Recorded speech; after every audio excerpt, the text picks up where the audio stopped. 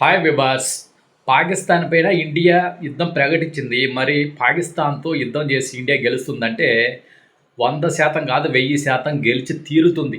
కానీ ఇంతకుముందు ఎప్పుడు ఆ పని చేయొచ్చు కదంటే చేయొచ్చు, కానీ గంటల వ్యవధిలో అయిపోతుంది. పూర్తిగా మన విజయం అందే. కానీ అక్కడ ఎందుకు పాకిస్తాన్ని ఆక్యుపై చేసుకోవాలి, మనలో కలుపుకోవాలని భారతదేశం ఎందుకు అనుకోలేదంటే అక్కడున్న చండాలం, దరిద్రం, వాళ్ళ దరిద్రపు కొట్టు, కిరాతక భావాజాలం. ఎందుకంటే ముందు దరిద్రం గురించి మాట్లాడుకుంటాం. వారికి వండుకోవడానికి గ్యాస్ లేదు, తినడానికి తిండి లేదు.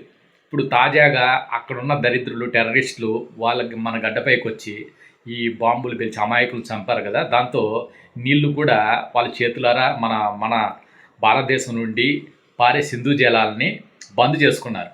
ఇప్పుడు నీళ్లు కూడా లేవు. ఒకవేళ పాకిస్తాన్ని పైన యుద్ధం చేసేసి 1-2 రోజుల్లో గెలిచేసుకోవచ్చు. తర్వాత పరిస్థితి ఏంటి?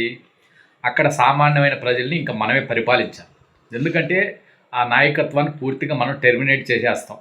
చాలామందిని జైల్లో పెట్టేస్తారు, లేకపోతే చంపేస్తారు. ఉగ్రవాదులే చాలామంది అక్కడ లీడర్స్ అందరూ ఉగ్రవాద భావాజాలతో ఉన్న వాళ్ళే. ఇండియా పైన ఇసంగక్కే వాళ్ళు ఎవ్వరు కూడా అయ్యో ఇండియా, అయ్యో ఒక నీతి, నిజాయితీ, ధర్మం అని ఆలోచించే ఒక్కడు కూడా లీడర్ లేడు. అందుకని ప్రతి ఒక్కరిని టెర్మినేట్ చేయాల్సిందే తప్ప, లేదంటే కాస్త చూసుకొని జైల్లో పెట్టి వాళ్ళ తర్వాత పరిపాలించాల్సింది మనమే. ఎందుకంటే ప్రపంచం, వరల్డ్, ఐక్యరాజ్య సమితి అందరూ మన వైపు వేలెత్తి చూపిస్తారు. మీరేమో అక్కడ పరిపాలకుల్ని అంతం చేసేసారు, బాగానే ఉంది, అక్కడ మానవ హక్కులు అనేవి ఉంటాయి కదా, వారికి ఏదైనా చేయండి. ఇప్పుడు ఇంతకుముందు దరిద్రం అంతా అనుభవించారు, ఇప్పుడు మీరు కొత్తగా ఏదైనా చేయండి అంటే ఇంకా మనం పోషించాలి. వీరికి ఒక కొత్త రేషన్ కార్డు ఇచ్చి, రైస్ ఇచ్చి, గ్యాస్ ఇచ్చి, అంటే వీళ్ళ కొత్తగా వీళ్ళకి దగ్గర ఏం లేదు తినడానికి. మనం ఇవ్వాలి. సోర్సెస్ ఏం లేని, కంపెనీలు లేవు, వాళ్ళ నుంచి వచ్చే ఆదాయం ఏమి ఉండదు. ఎక్స్ట్రా మనం ఆదాయం పెట్టి వీళ్ళని పోషించాల్సి వస్తుంది. దాంతో మనకుండే మన పరిస్థితులు, మన కష్టాల కంటే కూడా వీళ్ళని పోషించడంలో ఎక్కువ కష్టాలు ఎదుర్కొని మనకు కూడా ఆర్థికంగా ఇబ్బందులు ఎదుర్కోవాల్సి ఉంటుంది భారతదేశం. అందుచేత మన గవర్నమెంటు వద్దు, ఆ దరిద్రం మనకొద్దు, ఎట్టయినా చావనని ఇన్ని రోజులు వెయిట్ చేసి ఓపిక బట్టి ఉన్నారు. కానీ ఈ దరిద్రులు వాళ్ళ దరిద్రం ఎంతుంటే అది కష్టాలు, వాళ్ళ కష్టాలని, వాళ్ళ దేశ కష్టాలని ఎలాగైనా అభివృద్ధి చెందాలని ఆలోచన ఉండదు. ఎంతసేపు పచ్చగా ఉండే దేశాలపైన పడి వాళ్ళపైన బాంబులు వేసి అమాయకులు చంపేసి అక్కడ అలజడి సృష్టించాలా, ఇదే భావాజాలం వెళ్ళదు.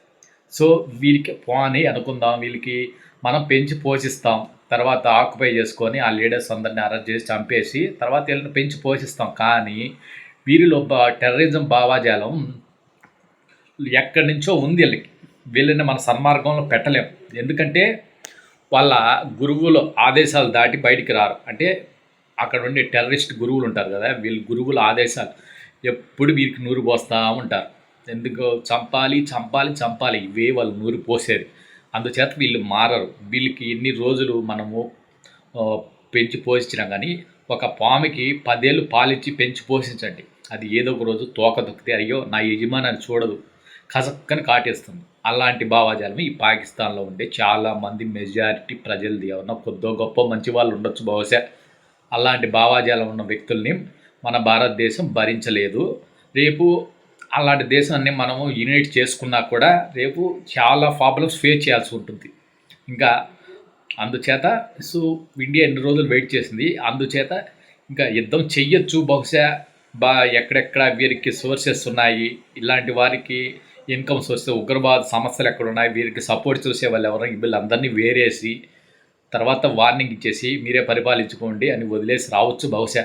లేదంటే ఇక తరిమే లేదు కదా. మన భారతదేశం అంత కఠినమైన వ్యక్తిత్వం మన భారతదేశంలో ఉండే లీడర్స్కి లేదు. వాళ్ళందరినీ ప్రజలు తరిమేయలేరు కదా. ఎందుకంటే అయ్యో పాపం అనేది భారతదేశం.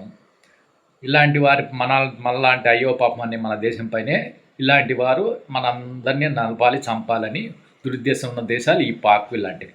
సో వీడియో ఇన్ఫర్మేటివ్గా అనిపిస్తే షేర్ చేసి సబ్స్క్రైబ్ చేయండి. జై హింద్, జై భారత్.